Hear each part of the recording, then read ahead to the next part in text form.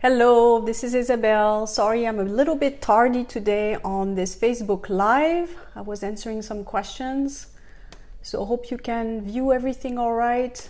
Just trying to be in the right place on the video. So actually it makes me think about today's topic, which is about professional skills. And I know some of you are trying to grow your career or maybe an entrepreneur. So I could add to today's video, one of the skills that you need if you want to grow as an individual in your career, definitely the ability to see opportunity and be resourceful.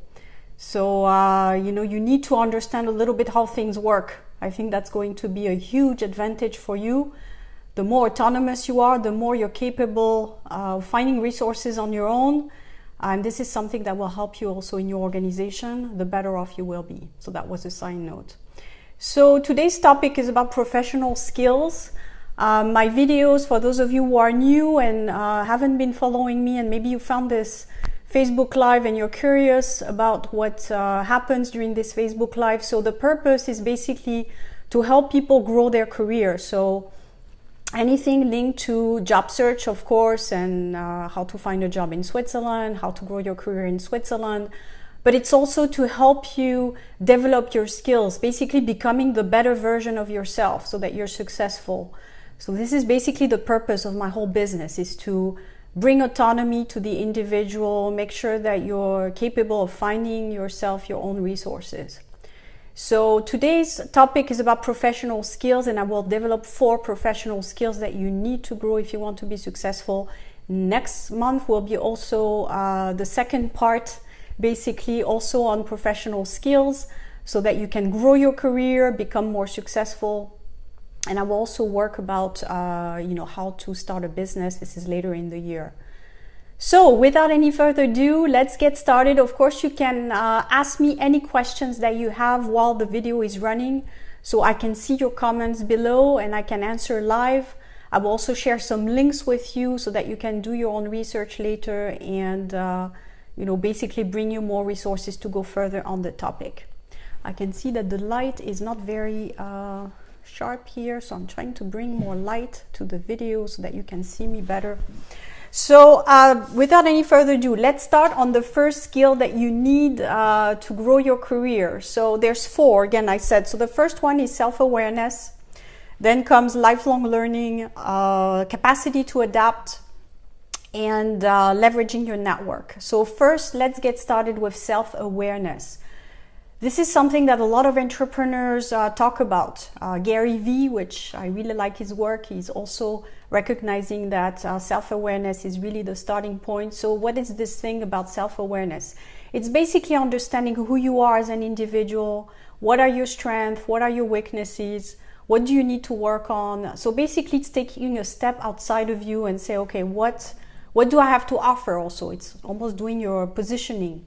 Just like a product in a market, what is your value? So you have to analyze, your strengths. So let's say you realize you're very good at sales or you're very good at networking with people. This is important because in the end, we know, I worked in human resources my entire career. We know that most problems in recruitment come from people being in the wrong job.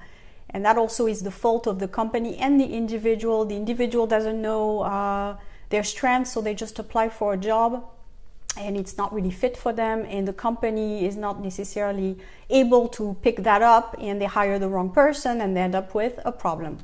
So to help with this situation, companies need to, of course, be better at selecting people, but the individual needs to work also on positioning themselves in the right way. So if you do a little bit of self-inquiry, I would say, to understand who you are, let's say I recognize that I'm very good with analysis and with figures, then maybe you should go towards finance or business analyst. If you're someone who's very good at marketing things, then of course you should go into marketing or sales, something like that. So basically this is all going to play a role in your career, understanding who you are and where you are good and where you bring value. If you waste a lot of time in jobs that don't fit, you're just going to be someone who applies for a series of jobs and you never really get anywhere. So that's number 1. Number 2 is also what is your preferred way of working? Do you like working in groups? Are you more of an independent individual? I know I give my own example. I've spent a lot of time working in big companies most of my career, and that was definitely not the best place for me to grow, because I think I'm more of an independent person. I like to run things on my own. Of course, I can work in teams, but it's more your preferred way of working. Again, it doesn't mean you can't do the other stuff. It's just understanding your preference. So we all have a preference in how we learn, in what type of environment we like to work in. Doesn't mean that you can't work differently, but in the long run, you're going to be good if you're in your preferred environment. So anyone can work short term in an environment that's not good for them, but it's not going to be a success in the long run.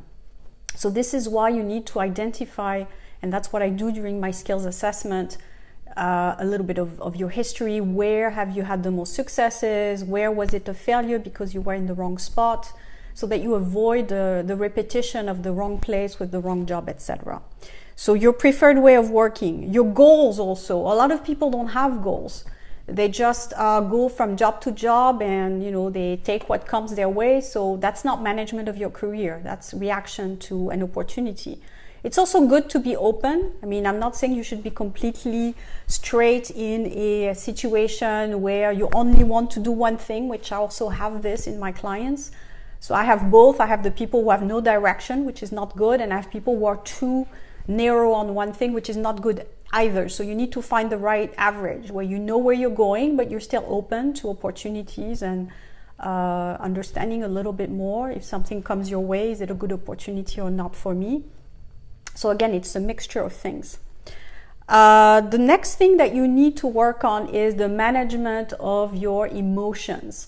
And I want to spend a little bit of time on that because it's something that really is important. If you're watching this video, your management of emotions. It can really affect your career in a lot of ways, especially if you want to grow and you want to be considered for management positions.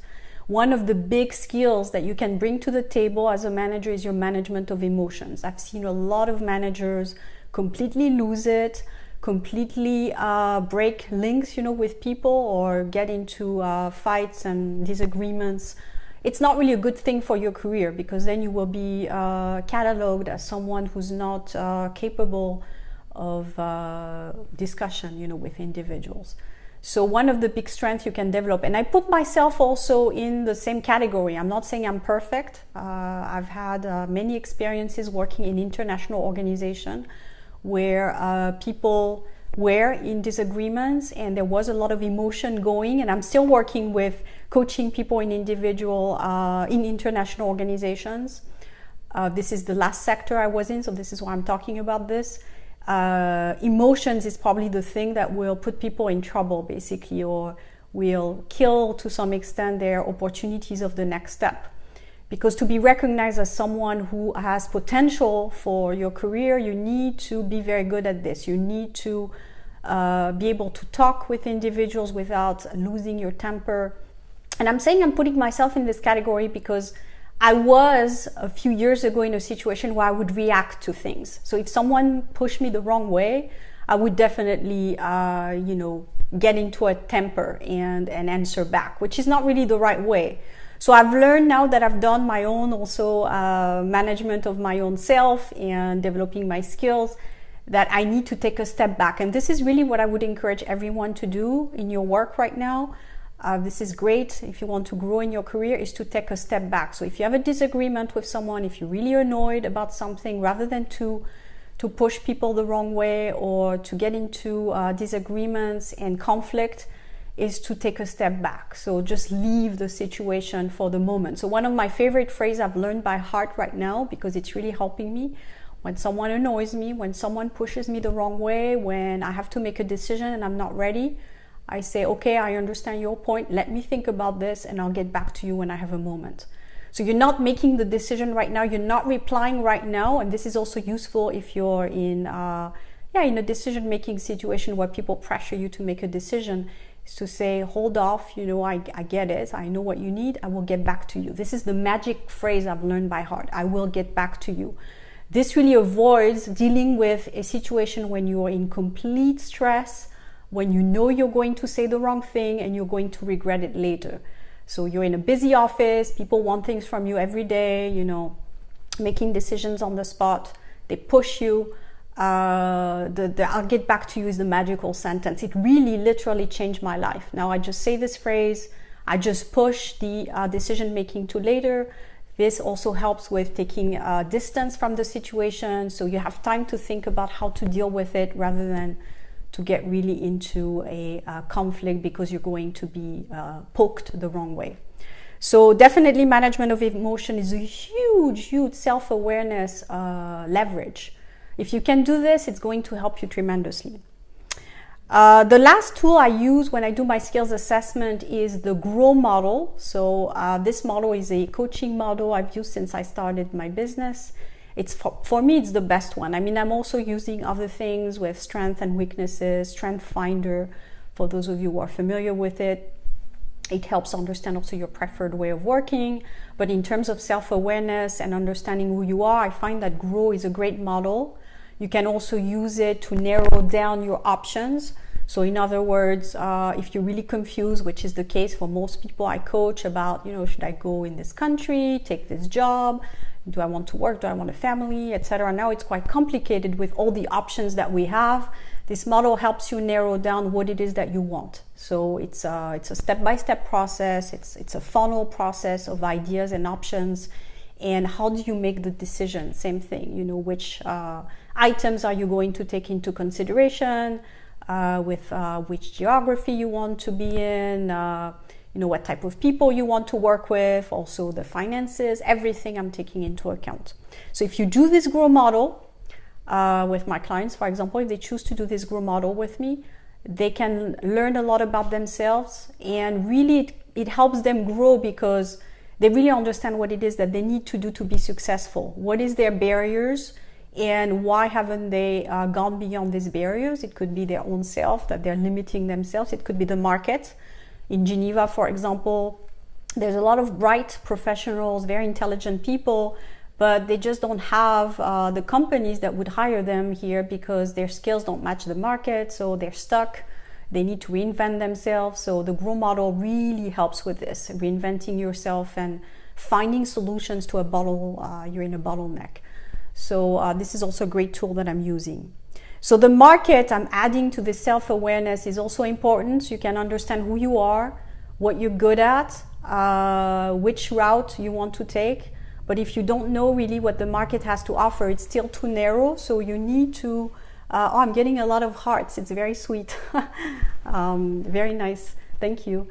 So you basically need to narrow down to find out what is the best solution for me on this market. And this is really where I get to with my clients is, okay, now that we know your skills, we know what you're good at, we know what you're capable of doing, you know, what is out there for you. And it takes a little bit of mental gymnastics because it's really taking a different turn in your career. And sometimes it's something that you may not think about. So you have to think a little bit broad about what you could do. And now it's the topic of an article I'm writing right now as well with innovation in your career. You really have to be creative about how you sell yourself, you know, what type of things you could do. So I really encourage people to move a little bit away from job titles. And we've been really stuck in the last years, well, ever since I started working, with job titles. I think this is really hurting us because we end up also believing that we are a finance analyst, a marketing specialist, and we are stuck with this one thing when we could do so much more. But the job title starts growing on us and we're incapable of moving out of that box. So now we need to look more in terms of skills and what we are capable of doing, a little bit outside of a job title per se, but more, you know, I'm good at communication, I'm good at public speaking, I'm a great analyst, and that can be applied across a lot of boards. So I hope that gives you a little bit of an idea of how I see you know, skills and potential and how to move forward based on that. Any questions before I move to the next skill? Still trying to get some light. So it's a little bit more shiny here because I see it's very dark on my end. Okay, so if there's no questions on self-assessment or self-awareness, we'll move right along to lifelong learning, which of course is a big thing I'm into because I've done a lot of training in my career. So basically I have two areas of work in human resources I spent a lot of time on. The first one is talent management, recruitment, and all these things, and also training. So I was a training manager. I've dealt with building up the training function for companies. So I understand how this works very well. There's a lot of tools now that companies are putting in place, of course, to help grow people's skills. And until recently, I would say even now, it's still very much the what I call in-person training. So you go to a course and you stay there and you learn. We have also more digital now courses online. This is still learning from a teacher or a platform, whether it's online or offline. I still think it has value, but there's also different ways of learning that I will teach you right now. Okay, I have someone called Dave La saying, keep on, no problem with lighting whatsoever. Okay, thank you. Because on my end, it's really dark. So that's why I was wondering if people can see me properly. So in terms of developing your skills with learning, of course, there are digital platforms, there's courses you can take. And I really encourage people to do this. And I really encourage people to do training in Switzerland. And the reason is companies will always favor people who have a training in Switzerland. So when you want to do, let's say, digital training or something like that, you can find a lot of courses online, a little bit everywhere in the world. But I'm just trying to make you aware that when you apply for a job in Switzerland, they will prefer people who have done the training in Switzerland. It's a way to integrate yourself in the local market. So, so just something to keep in mind, because I would say, depending in which country you live in, it may not be of importance where you get your degree. You know, in other words, you could be in the States and have done your training online with the UK. Doesn't matter. You're still trained in a field. But in Switzerland, they do put more emphasis on having a local degree. So if you've done your master's or your bachelor's in the US, it won't have as much value as if you do it in Switzerland. This is just the way people will look at it. Again, I think it's more of a favoring, you know, the local market and the local businesses as well, because again, schools is also, you can consider that a business. So, you know, they prefer to have, you know, the local businesses involved in training the resources. So always favor local training, even if it's a little bit, maybe there's a price difference. If you consider doing a training in person, I would do it in Switzerland if you want to work in this country. That's going to give you more value. Also, you have the network potential. When you go to school, of course, you meet the locals, you have more opportunities to get integrated than if you do an online training with the UK. So it's just something to think about when you are considering which course to do. So that's for courses.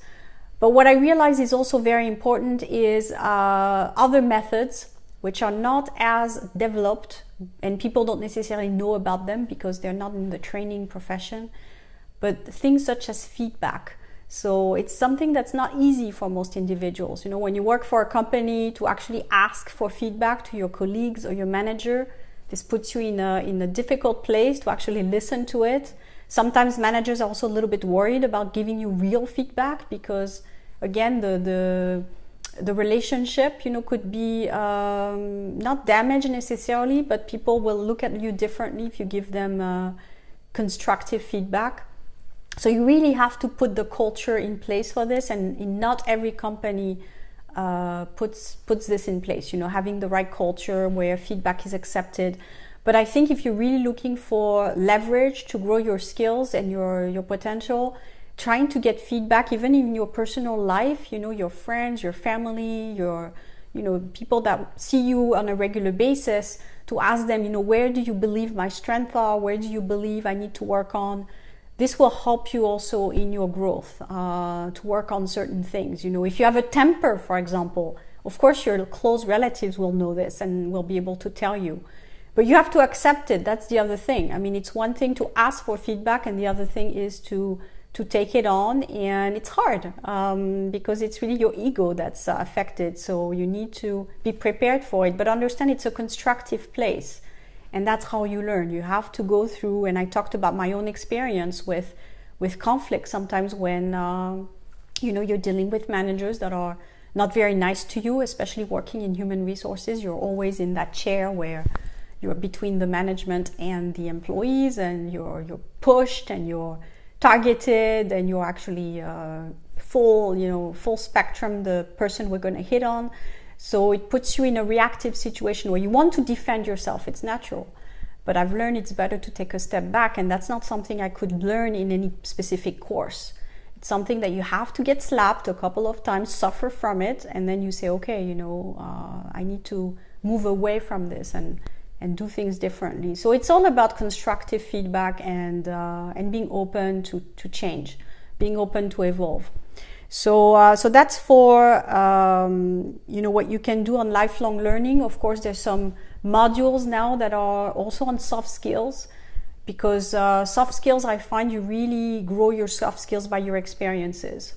You become a better person because you were down so many times because of your own doing. You were in conflicts with some people, you suffered through it, whether it's personal or business.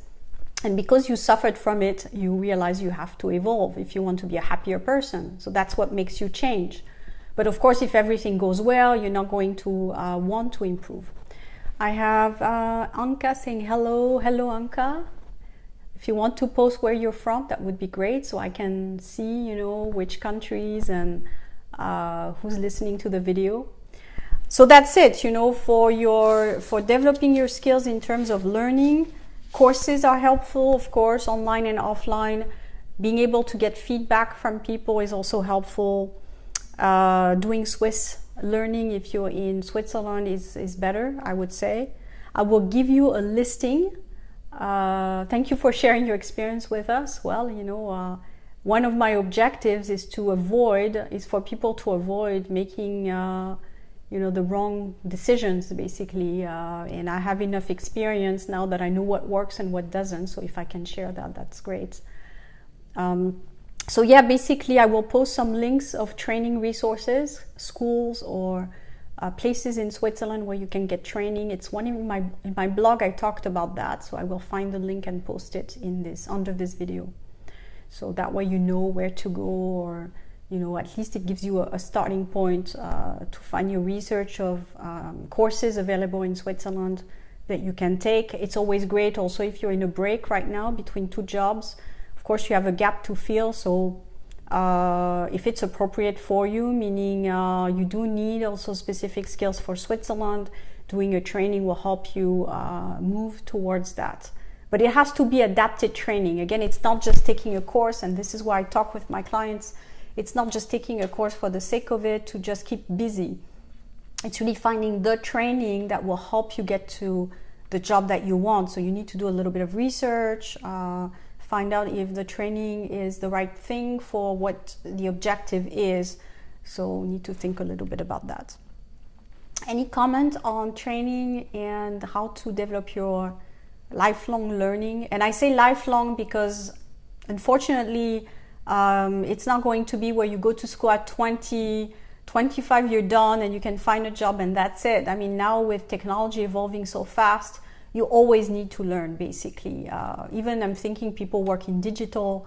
I work in digital to some extent because I have an online business. I think, okay, I understand how, a certain social media works, for example, and then the next thing I know, they changed everything. So you have to completely always see which functions they add online. So just the example of social media for people who are social media experts. You well know, if you listen to this video, that you always have to keep up. It's never a point where you say, okay, I understand how this works. They keep adding functions, they keep changing things, putting different policies in place. The channels where you can post also differ. So you always have to keep up, always have to listen to videos and tutorials and everything to keep up. So that's going to be the world we live in as I see it in the future. A lot of businesses are going to be on digital, meaning online. So people who work in these businesses will have to be always updated to the new artificial intelligence, what this thing does, and how to keep up with it. So that's why there's not going to be any safe spot where you can just sit for 30 years and retire, or 40 years. And even the civil servants, because also the public service will be using those same tools. So their employees will also have to keep up.